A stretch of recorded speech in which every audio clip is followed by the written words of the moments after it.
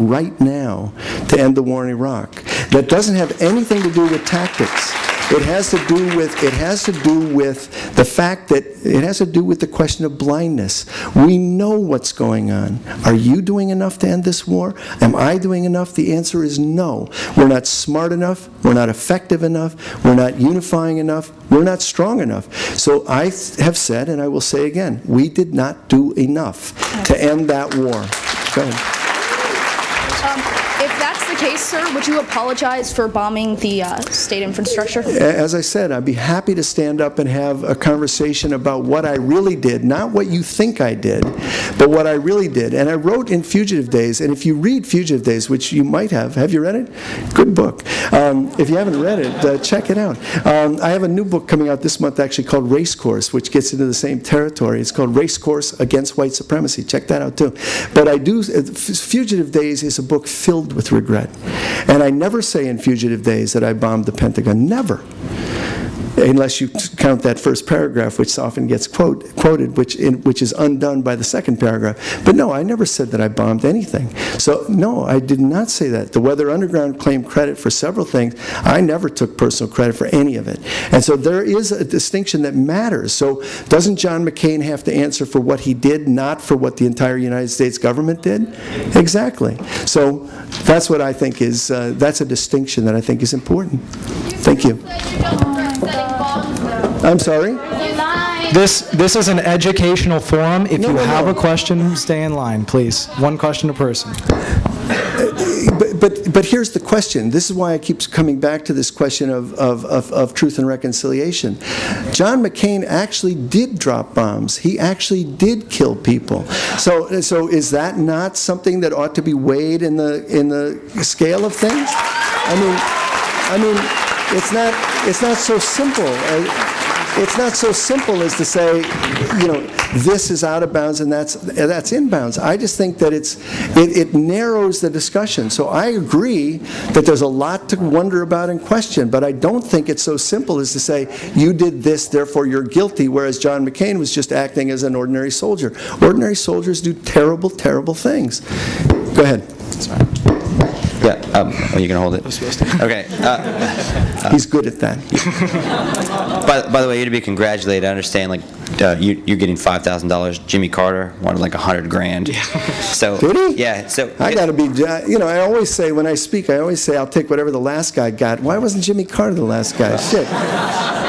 So he'll build houses for poor people. You just won't talk to him, right? But but you talked about dominant metaphors. The dominant metaphor that I think a lot of people are alluding to is the one that became affiliated with you during the campaign, that is an unrepentant terrorist. And I just bring it up to say, given some of the issues that you think need to be addressed, particularly, you know, the incarceration rates and everything else, there's a dominant metaphor that goes with that you be labeled soft on crime, and that's a very real political hurdle that people typically are unwilling to overcome. So in that the media is quick to kind of label things, problems, policies, how would you suggest somebody that wants to enact change kind of fight against that and that kind of vacuum that the media tends to feed to try and address that problem? It's a great question, a very terribly important question, because the question is, how do we get away from the metaphors that control and contain us? So on the question of incarceration, if you believe that we're safer if we lock this guy up and this guy up and this guy up, then you will say, let's keep locking them up. But if you can see the ways in which that incarceration is actually undermining our society. So for example, in Illinois, we have spent $500 million to build prisons in the last 2 decades and no state money to build schools. Don't you think that's going to, in the end, undermine us? Let me tell you a quick story about changing the metaphor. Illinois is not a radical place. I know you think it is, but we got Rob Blagojevich there and all kinds of people. It's not a radical place. I went, it must be now 15 years ago, that the state of Illinois decided to execute John Wayne Gacy. Does that name ring a bell? Probably not. John Wayne Gacy was a mass murderer who lured young boys to his car and his home and then murdered them.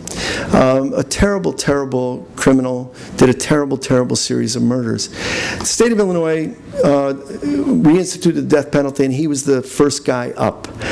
I was I don't know all that much, but my instincts told me that there's something wrong with killing John Wayne Gacy. And the closer we got to the execution, and the more excited the media got about how much fun this was going to be to kill John Wayne Gacy, the more repulsed I got. So I had a conversation with my wife. We after dinner, and one of us had to put the kids to bed, and we drew straws, and she put the kids to bed, and I went down to Statesville to witness the execution. I mean, to witness outside the prison. And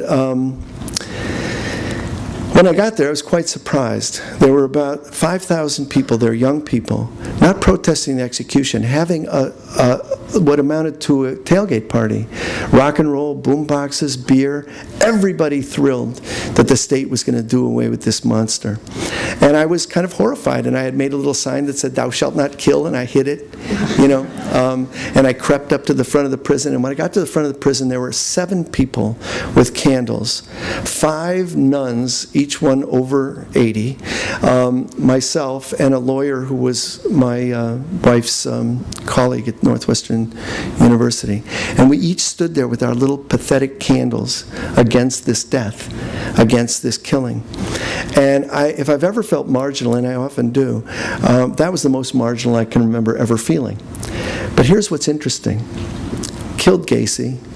The state went on to put other people on death row. And the attorney who I was standing next to, Larry Marshall, was so incensed by the whole mood that he became an expert on the death penalty, and he won the first wrongful conviction suit in Illinois. Rolando Cruz was exonerated, taken off death row. And he went into cahoots with a journalism professor, and the journalism professor had his students working on death penalty cases. And over the next 7 years, 8 years, the death penalty in Illinois became an issue in the Chicago Tribune, where these students won prize after prize exposing the death penalty. These kids got guys off death row, and it turned out of the 25 people on death row, 14 of them were wrongfully convicted, not in some technical way, but DNA, you know, actual evidence. And George Ryan, who's now in prison, our corrupt right-wing governor, became a death penalty abolitionist. And he took those men off death row in the last hour of his governorship. And it was the most extraordinary thing to watch. Now, I don't think the people of Illinois are against the death penalty, but I think they're against killing arbitrarily. And I think that's a great thing. So what you saw there was a shift in metaphor, a shift in the dominant discourse. If we could do the same thing around crime and punishment, if we could imagine rehabilitation and restorative justice as a reality, then we can organize for it, and eventually we can win it. Okay, I'm going to ask a question. We got a zillion people here in line, and I'm going to talk to every one of them. But should we end the formal part of this in about 5 minutes? I think so.